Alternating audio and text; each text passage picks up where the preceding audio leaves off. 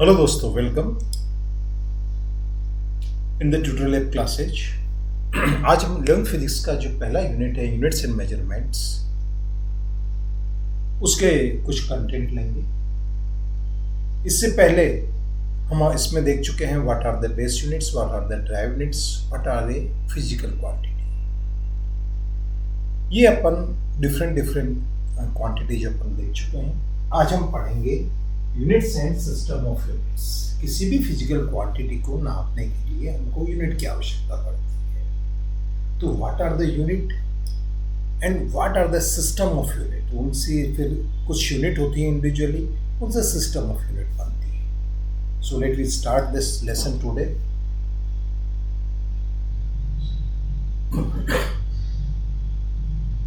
Unit, what is the unit? You have a various basic quantities. आपने जो अब तक देखा था, just like a length.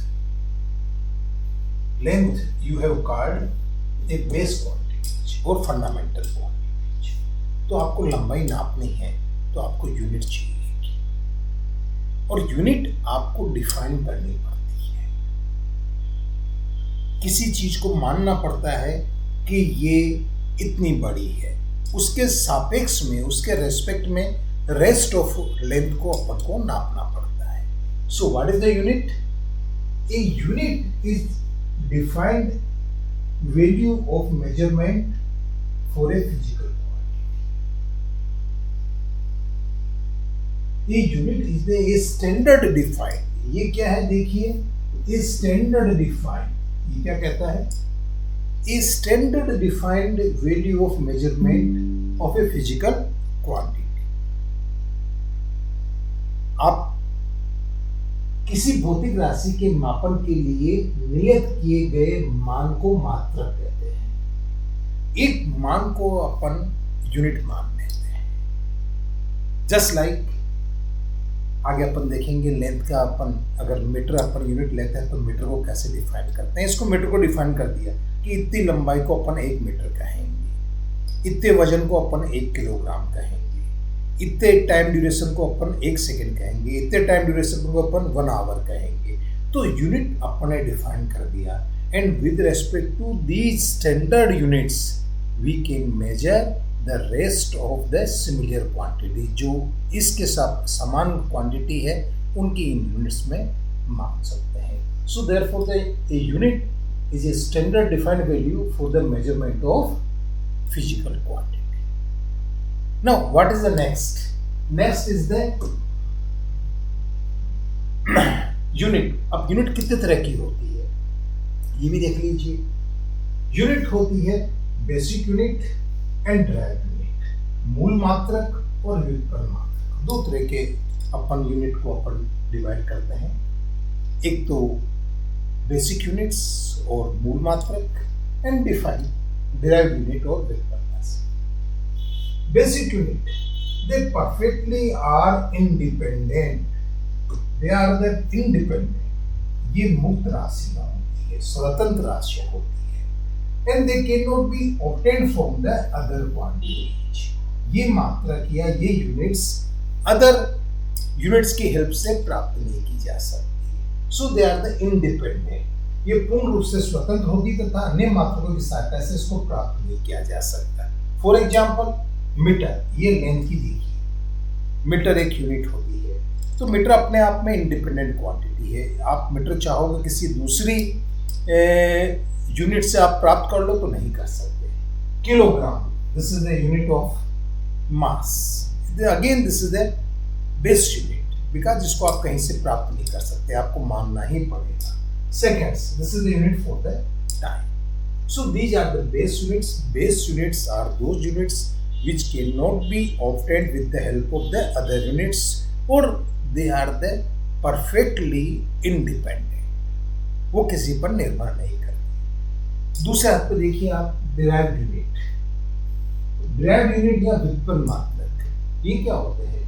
Such units are not, such units are the dependable and can be obtained with the help of the other units.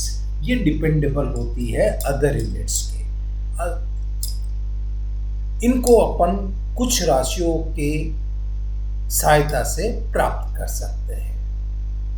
ये स्वतंत्र नहीं होती है तथा इन्हें अन्य मात्रों की मदद से प्राप्त किया जा सकता है। Just like speed. स्पीड की होती है आपकी मीटर पर सेकेंड। ये किसकी है यूनिट? स्पीड एक फिजिकल क्वांटिटी है। आप इसको कैसे प्राप्त कर सकते हो? आपको अगर लेंथ मालूम है, आपको टाइम मालूम है, you can obtain the unit for the speed. Joule. Joule is the unit of energy। ये एनर्जी की या ऊर्जा की यूनिट है। इसको आप कैसे प्राप्त कर सकते हो?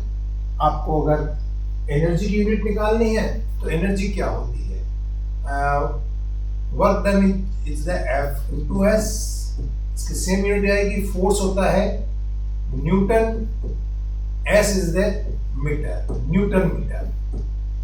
और आप अगर न्यूटन को भी निकालना चाहो तो ये हो गया न्यूटन हो जाता है आपका F is equal to M A.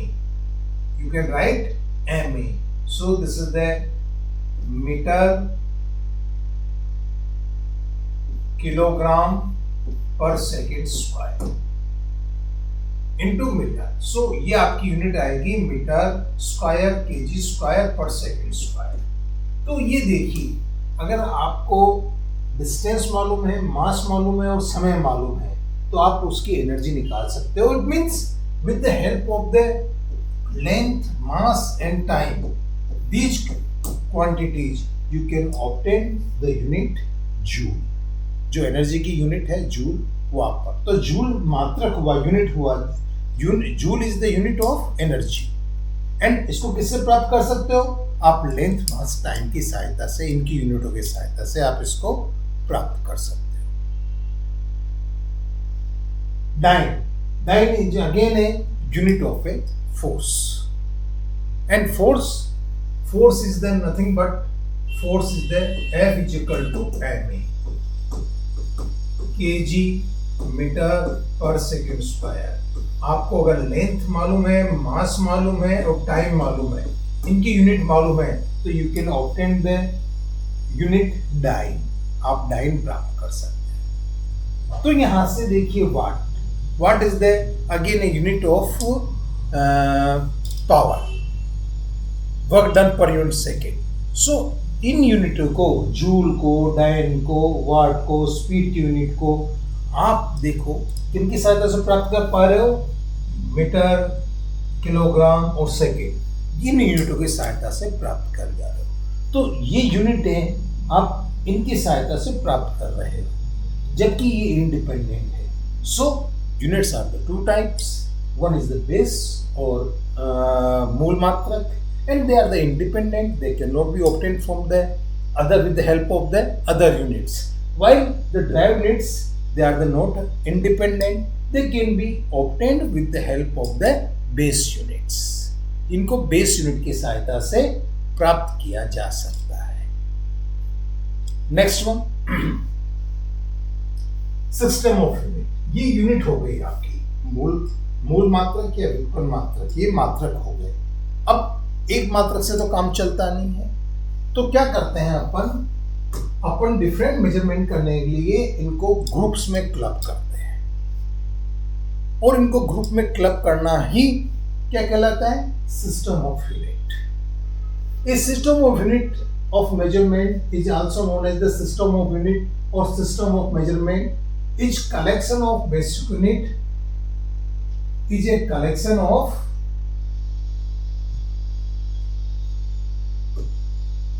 is a collection of basic unit of measurement and rules। अपन जो डिफरेंट बेस यूनिट है उनका एक ग्रुप बनाते हैं और कुछ नियम प्रतिपादित करते हैं। तो ये जो ग्रुपिंग होती है, these are the known as the system of units। These are the collection of basic unit। This is the collection of some basic unit। It is known as the system of unit। Hindi में कहे तो इसको मात्रक पद्धति कहते हैं। ये मूल मात्रकों एवं उनके नियमों का एक समूह होता है। जैसे अपन ने फिजिकल क्वांटिटी थी। अब तक जो फिजिकल क्वांटिटी पढ़ी है वो अपन ने पढ़ी है लेंथ, इसको यूजुअली एल से अपन प्रेजेंट करते हैं। मास द्रव्यमान, इसको अपन यूजुअली एम से रिप्रेजेंट करते हैं। टाइम, इसको अपन यूजुअली टी से रिप्रेजेंट करते हैं। तो length, mass, time, these are the basic quantities and इनकी बेसिक क्वांटिटीज, इनकी बेसिक यूनिट अपन ने ली है, जैसे डिफरेंट इनकी बेसिक यूनिट है। लेंथ की बेसिक यूनिट आप तो देखो, आप लेंथ को फीट में भी नापते हैं, आप लेंथ को मीटर में भी नापते हैं, आप लेंथ को किलोमीटर में भी नापते हैं, आप लेंथ को इंचेज में भी नापते हैं। तो अलग अलग तरीके से अपन लेंथ नाप सकते हैं। ऐसे ही मास किलोग्राम में नापते हैं, ग्राम में नापते हैं, आपका टन में नापते हैं। सो अलग अलग आपके पास यूनिट है मास नापने की। टाइम को नापने के भी आप इसमें सेकंड्स में नापते हैं, आप इसको आवर्स में नापते हैं, आप इसको डेज में नापते हैं, आप इसको ईयर्स में नापते हैं। These are the various units for the measurement of time. तो अलग अलग इन जो बेसिक क्वांटिटीज की नापने के लिए आपके पास है नंबर ऑफ यूनिट्स अवेलेबल है। अब सारी यूनिट तो एक साथ काम में नहीं ले सकते हैं, तो अपन इनका क्लब और ग्रुप करते हैं, एंड उस ग्रुप को अपन क्या कहते हैं, सिस्टम ऑफ यूनिट। यूजुअली आप देखिए तो पहले अर्ली टाइम में 3 तरह के सिस्टम ऑफ यूनिट्स बनाए गए, मतलब इट मींस 3 ग्रुप में बांटा गया।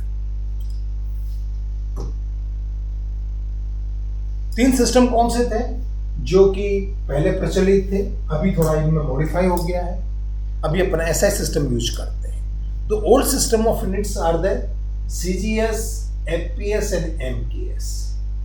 ये आपकी this is the britisher system. ये आपके कौन यूज करता था,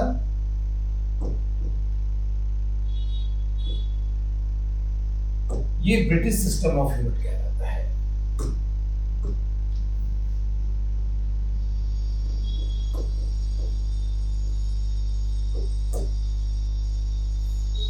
और इनमें कोरिलेट भी अपन कन्वर्ट भी कर सकते हैं क्वांटिटी को दूसरी क्वांटिटी को, ये रूल्स भी अपन ने डिफाइन कर रखे हैं। So first system of unit is the CGS system of unit. CGS में क्या होता है, बिकॉज अपने को देखो स्टार्टिंग ये जो ओल्ड सिस्टम ऑफ यूनिट्स में 3 क्वांटिटीज को बेस क्वांटिटीज मानी गई। 3 quantities are considered as the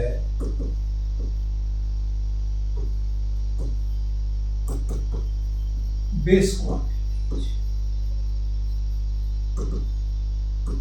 आरंभ में क्या हुआ, 3 राशियों को ही मूल राशियां माना गया है।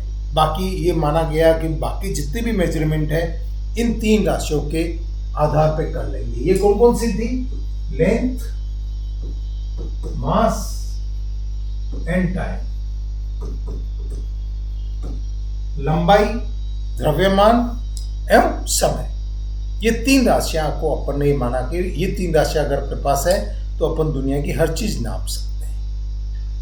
ऐसा मानते हुए 3 सिस्टम ऑफ यूनिट्स बनाए गए जो कि अलग अलग समय में डेवलप हुए। सीजीएस में लेंथ किस में नापी जाती है, सेंटीमीटर्स, और इसको सीएम से रिप्रेजेंट किया जाता है। मास नापा जाता है kilogram, mass in grams, not it is a kilogram, this is the mass in gram. Mass किस में नापा जाता है, ग्राम्स में नापा जाता है। And time in the seconds, और इसको जीएम से प्रेजेंट किया जाता है, और टाइम को सेकेंड्स एस से प्रेजेंट किया जाता है। एफपीएस सिस्टम, ये ब्रिटिश सिस्टम था। दिस इज द सीजीएस का फुल फॉर्म क्या होता है, सेंटीमीटर ग्राम सेकेंड, एक ही सिस्टम। सेकेंड सिस्टम आता है एफपीएस, इसमें हो गया आपकी फीट, पाउंड एंड सेकेंड्स। आपकी जो लेंथ है वो फीट में नापी गई, इसको एफटी से रिप्रेजेंट करते हैं। मास इसका पाउंड में लिया गया, इसको पी से रिप्रेजेंट करते हैं, एंड टाइम सेकंड्स को। यूजुअली अब पाउंड का जैसे फीट का इस्तेमाल अभी भी अपन करते हैं, जैसे प्लॉट साइज है यूजुअली अपन करते हैं 40 बाई 60 फीट। ये फीट का प्रयोग अभी भी हो रहा है, सेंटीमीटर का भी हो रहा, मीटर का भी हो रहा। पाउंड का यूज अपन कम करते हैं, लेकिन फिर भी अपन पाउंड का यूज मास में करते हैं। कैसे करते हैं आप ये देखिए, तो आपका केक अब लेने जाएंगे मार्केट में तो वो पाउंड में देगा, 2 पाउंड का दे दो, 4 पाउंड का दे दो। This is the pound, this is the what, ये पाउंड क्या है, मास का यूनिट है, उसके द्रव्यमान कितना है उसका यूनिट है। अब आगे देखिए आप, टाइम इस सिस्टम में भी अपन सेकंड में ही नापते हैं। थर्ड सिस्टम ऑफ यूनिट जो था वो था MKS। इसमें length is in metre, mass in kilogram and time in the seconds. ये 3 सिस्टम ऑफ यूनिट्स पहले प्रचलित थे, CGS, FPS और MKS। लेकिन क्या हुआ, समय के साथ में ये सिस्टम ऑफ यूनिट बहुत सी यूनिटों को एक्सप्लेन करने में असफल रहा। जैसे करंट नापना हो तो आप करंट इससे नाप नहीं सकते, ये बिकॉज बेसिक यूनिट आपने क्या मानी, length, mass and time, 3 he charge मानी, लेकिन इनकी सहायता से आप चार्ज, अमाउंट ऑफ चार्ज नहीं नाप सकते, तो आप यहां पे फेलियर हो गए। अमाउंट ऑफ सब्सटेंस, आप अगर अमाउंट ऑफ सब्सटेंस नापने की, इसमें मॉलिक्यूल के नंबर कितने हैं, तो आप इसमें नहीं नाप सकते सब्सटेंस। टेम्परेचर नापना हो तो लेंथ, मास, टाइम की टर्म में आप टेम्परेचर नहीं नाप सकते। तो क्या हुआ, ये सिस्टम ऑफ यूनिट्स अनकंप्लीट लगा। 1960 में जो एक साइंटिस्ट की कॉन्फ्रेंस होती है, उसमें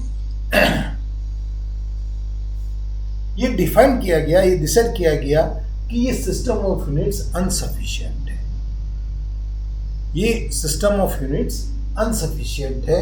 हमको जो नई नई फिजिकल क्वांटिटी आई है उनको मेजर करने के लिए अपन को बेस क्वांटिटीज इंक्रीज करनी पड़ेगी, and a new system of units is developed. एक नया सिस्टम ऑफ यूनिट्स डेवलप्ड किया गया, and that is known as a SI system of units और international system of unit. International system of unit में क्या हुआ, आपने जो ओल्ड सिस्टम ऑफ यूनिट में केवल लेंथ, मास, टाइम, इन 3 को आपने, लेंथ, मास और टाइम, इन 3 को आपने बेस यूनिट मानी थी। इन 3 को ही आपने बेस यूनिट मानी थी अपने पुराने सिस्टम ऑफ यूनिट्स में। लेकिन नया सिस्टम आपने क्या बनाया, इंटरनेशनल सिस्टम ऑफ यूनिट और SI यूनिट्स। इसमें क्या हुआ, जो फंडामेंटल क्वांटिटी है या बेस क्वांटिटी है, उनका नंबर इंक्रीज कर दिया। देखिए, लेंथ, मास, ये टाइम, ये 3 पहले जो बेस क्वांटिटी थी अभी भी है, लेकिन 4 क्वांटिटीज को और बेस क्वांटिटी माना गया। वो कौन कौन सी थी, इलेक्ट्रिक करंट, इसको बेस क्वांटिटी माना गया, टेम्परेचर, इसको बेस क्वांटिटी माना गया, ल्यूमिनस इंटेंसिटी यानी प्रदीप्ति, उसको बेस क्वांटिटी माना गया, अमाउंट ऑफ सब्सटेंस, पदार्थ की मात्रा, इसको बेस क्वांटिटी माना गया। यानी लेंथ यानी लंबाई, मास यानी द्रव्यमान, टी समय, इलेक्ट्रिक करंट यानी धारा, टेम्परेचर यानी तापमान, ल्यूमिनस इंटेंसिटी यानी प्रदीप्ति, एंड अमाउंट ऑफ सब्सटेंस यानी पदार्थ की मात्रा। इन 7 क्वांटिटीज को 1, 2, 3, 4, 5, 6 और 7, इन 7 क्वांटिटीज को बेस क्वांटिटीज माना गया। और इनका मेजरमेंट किस में किया गया, ये भी डिफाइन कर दिया कि इनका मेजरमेंट किस में जाएगा। लेंथ का मीटर में करेंगे, इसको M से रिप्रेजेंट करेंगे। मास का मेजरमेंट किलोग्राम में करेंगे, इसको केजी से रिप्रेजेंट करेंगे। टाइम का सेकंड में करेंगे, इसको S से रिप्रेजेंट करेंगे। करंट का एम्पियर में करेंगे, इसको A से रिप्रेजेंट करेंगे। टेम्परेचर का केल्विन में करेंगे, उसको K से रिप्रेजेंट करेंगे। ल्यूमिनस इंटेंसिटी को अपन केल्विन में मेजर करेंगे और इसका सिंबल रहेगा CD। और अमाउंट ऑफ सब्सटेंस को अपन मोल में रिप्रेजेंट करेंगे। और इसको MOL, सिंबल क्या रहेगा इसका, मोल। ये आपकी बेस यूनिट्स जो कि 3 थी इनको बढ़ाकर 7 कर दी, लेकिन लेटर ऑन 7 भी कम पड़ी तो 2 सप्लीमेंट यूनिट और अपन ने जोड़ी इसमें। दीज 2 सप्लीमेंट यूनिट कौन कौन सी है, एंगल को अपन रेडियन में मेजर करेंगे और इसको किससे रिप्रेजेंट करेंगे, RAD, रेडियन, और सॉलिड एंगल को स्टाडियन में करेंगे STR। ये 7 plus 2 it means total basic unit कितनी है अभी, 9। 7 is the primary and the supplementary one is the 2. So total 9 units are the base quantities nowadays. अभी वर्तमान में अपन 9 क्वांटिटीज को बेस क्वांटिटी मानते हैं। और अब जब यूनिट आपने डिफाइन कर दी, किसमें मेजर करोगे ये डिफाइन कर दिया, तो अब आपकी ड्यूटी बनते हैं कि आप 1 मीटर कितना लंबा होगा, या 1 किलोग्राम क्या होगा, या 1 सेकंड कितना ड्यूरेशन होगा, इनको भी डिफाइन करो ताकि इनके रेस्पेक्ट में the rest of similar quantity can be measure. आपको ये डिफाइन करना आवश्यक हो गया है और इसके साथ में ये सारा का सारा डिफाइन किया गया। Let we check the how we can define the 1 metre, 1 kilogram, second, ampere, kelvin, 1 kelvin, 1 candela and 1 mole. Let we see here. आइए देखते हैं इसको। इन बेस यूनिट जो नई यूनिट आई है इनके स्टैंडर्ड कैसे डिफाइन करते हैं। लेट अस सी। आपने कितने पास आपके पास आ गए, आपके पास 9 हो गई। आपके पास 9 क्या क्या हो गई है आपके पास यहाँ पे, 1 is the length, second is mass, third is time, fourth is temperature, fifth is current, sixth is the luminous intensity,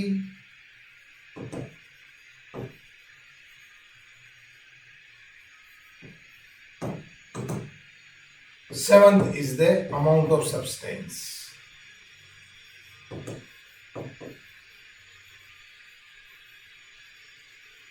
and 2 supplementary are there. 2 supplementary,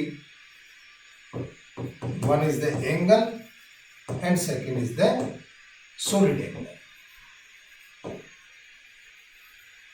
अब इनके जो स्टैंडर्ड है उनको अपन को डिफाइन करना है। ये अपनी सारी बेस क्वांटिटीज आ गई।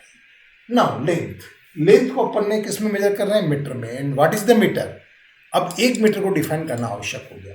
तो 1 मीटर डिफाइन क्या रहता है, 1 metre is the defined as the distance travelled by the light in vacuum in the 1 upon 1,299,792,858 part of a second।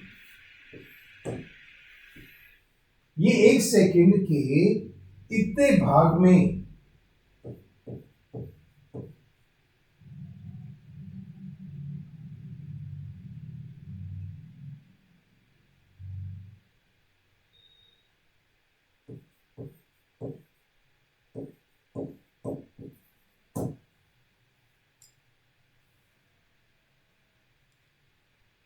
The distance travel by 2.99, ये इसमें ये ऐसा होना चाहिए। Let us see, just a minute, this should be 1/2, this is the 1/2,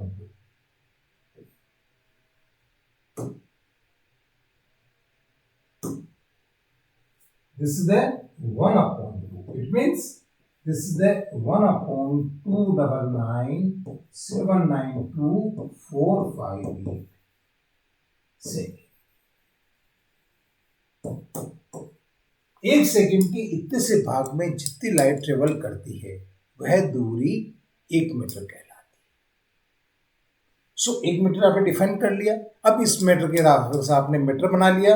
1 metre बनाने के बाद में उसके बहुत सारे डुप्लीकेट बना लिए और पूरे मार्केट में दिए। तो 1 मीटर हम सबके पास अवेलेबल है, हर जगह 1 मीटर है। अब इस मीटर की जो ये आपके पास 1 मीटर है, इससे आप आराम से कोई भी दूरी नाप सकते हैं। Next 1 kilogram. सेकंड जो बेस यूनिट आती है मास आती है, मास की किलोग्राम में नापते हैं. What is the kilogram? 1 kilogram SI unit of the mass, and 1 kilogram is the mass of prototype cylinder of platinum iridium alloy preserved at the International Bureau of Weight and Measurement at Surge near the Paris. ये laboratory है, museum है, जहां पे कि एक platinum iridium का एक cylinder रखा हुआ है जिसका कि लेंथ और डायमीटर इक्वल है. उसका जितना मास है उसको क्या मान लिया किया, ये आपका सिलेंडर है जो कि वहां पे रखा हुआ है. और इसकी अगर डायमीटर इसका d है तो इसकी हाइट भी d है. और इसका जो मास है उसका मास कितना मान लिया, 1 किलोग्राम. और इसके इक्वल मास बना के आपको 1 किलोग्राम मार्केट में रिलीज कर दिए.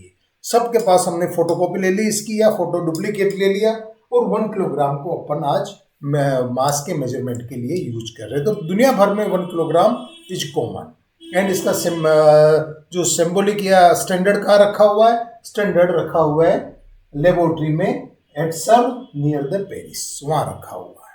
तो ये आपका 1 किलोग्राम बन गया और उसके डुप्लीकेट सब जगह अपने पास उपलब्ध हो गए ताकि अपन मेजरमेंट कर पा रहे हैं. Next one, time, second. Seconds देखो ये डिफाइन अलग अलग समय में अलग अलग डेफिनेशन चलती गई. जो लेटेस्ट डेफिनेशन है वो सीजीएम के वाइब्रेशंस पे डिफाइन करते हैं because caesium clock is very accurate clock. समय सबसे बेहतरीन कौन देता है, सीजीएम क्लॉक देती है. सो 1 सेकेंड, इसमें टाइम में सेकेंड में नापते तो 1 सेकेंड किसके बराबर है, 1 second is defined as the duration in which 192,631,770 cycles, इतनी cycles of radiations associated with the transmission between the two hyperlines level of the ground state of the cesium-133. क्या होता है, सीजियम की जब एनर्जी लेवल होते हैं वो अलग अलग एनर्जी लेवल्स होते हैं. इलेक्ट्रॉन रिवॉल्व करते हैं और अलग अलग एनर्जी लेवल, उनमें लगातार ट्रांजिशन होता रहता है. सो इतने साइकिल्स ट्रांजिशन हो जाता है जितने समय में उसके ग्राउंड स्टेट पे, वो ड्यूरेशन कहलाता है 1 सेकेंड के बराबर. तो इसको सीजीएम क्लॉक में इस तरह से डिफाइन किया. ये आप समझ लीजिए थोड़ा सा, अभी डिटेल्स में आप मत जाइए कि सीजीएम एटम क्या होता है, ग्राउंड स्टेट क्या होता है, उसमें ट्रांजिशंस कैसे होते हैं, एनर्जी कैसे रिलीज होती है, फ्रिक्वेंसी कैसे मेजर की जाती है, डिटेल में मत जाइए. But with the help of the caesium atom the 1 second is defined and the caesium clock is the one of the best clock in the world. Next one is the temperature. Temperature is measured in kelvin. ये किसमें major किया जाता है, Kelvin. 1 Kelvin is this is the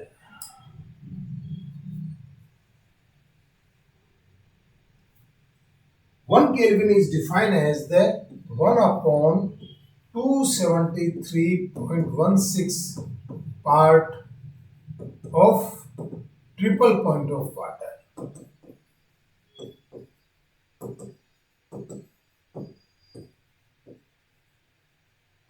एक temperature, triple point of water क्या है, temperature है.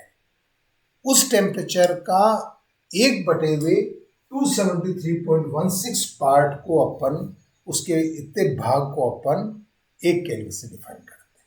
And triple point वैसे होता क्या है, ट्रिपल पॉइंट क्या होता है, जैसे आप भी जानते हैं 3 स्टेट होती है वाटर की. ये होती है वाटर, वेपर एंड आइस. ये तीनों स्टेट एक साथ को एग्जिस्ट कर सकती है. तो वह टेम्परेचर जिस पे तीनों स्टेट एक साथ को एग्जिस्ट कर सकती है क्या कहलाता है, ट्रिपल पॉइंट. ये ट्रिपल पॉइंट कहलाता है. और ट्रिपल पॉइंट का जो टेम्परेचर होता है उसका 1/273.16 पार्ट को अपन क्या कहते हैं, that is equal to 1 kelvin, उसको अपन 1 केल्विन कहते हैं। सो 1 केल्विन डिफाइन कर दिया। Now with help of this 1 kelvin we can measure the temperature of all the other bodies. Next one is the current. Current measure करने के लिए ampere अपन यूनिट डिफाइन करिए।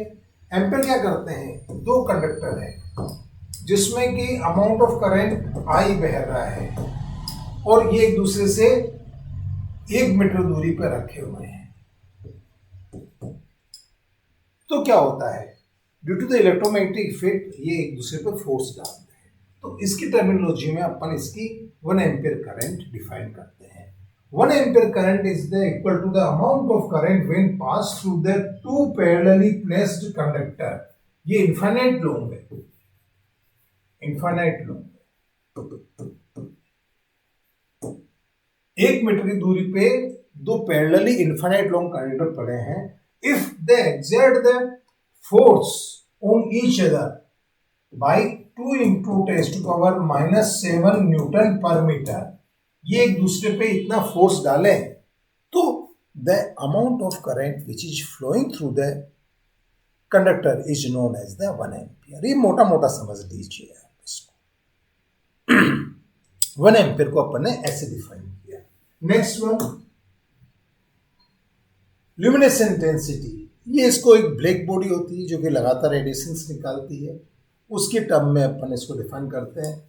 इसको अपन ल्यूमिनेसेंट इंटेंसिटी को कैंडला मेजर करते हैं। 1 candela, the candela is the luminescent intensity in the perpendicular direction of the surface of 1/6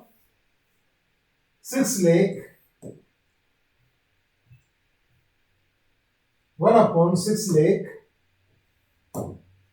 square meter of black body at the temperature of the freezing point of platinum। Black body के, एक black body के perpendicular में जितनी आपकी luminescent intensity निकलती है जबकि उसका टेम्परेचर अपने फ्रीजिंग पॉइंट ऑफ प्लेटिनम पे हो जो कि 2046 के होता है, तो that intensity is defined as the 1 candela. Next one amount of substance. इसको अपन मोल में मेजर करते हैं। अमाउंट ऑफ सब्सटेंस को किसमें करते हैं अपन? मोल में। And 1 mole is the amount of substance. 1 mole of a substance is equal to the 3.002 into 23 units of the substance. कोई भी किसी भी पदार्थ का 1 मोल कितना होगा? जिसमें कि उसके सब्सटेंस के जो एलिमेंट्स हैं उन एलिमेंट की संख्या कितनी हो?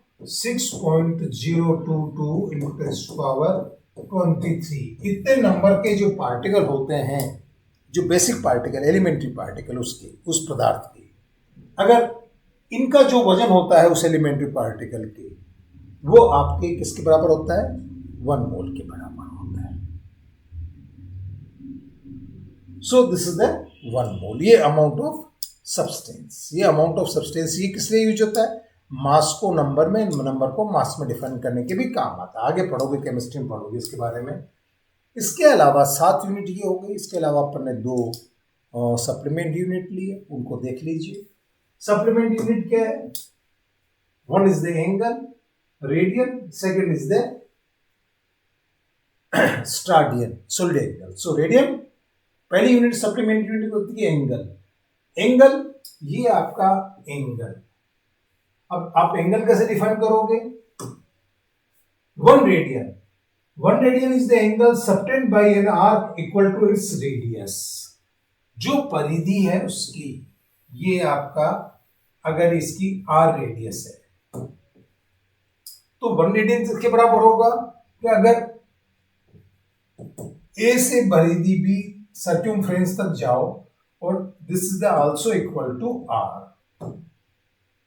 सो whatever the angle subtended by here by an arc equal to its radius, theta होता है arc divided by radius.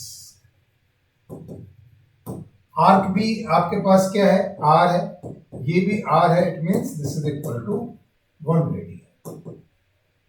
So angle subtended by an arc with equal in length with its radius, that angle is defined as the 1 radian.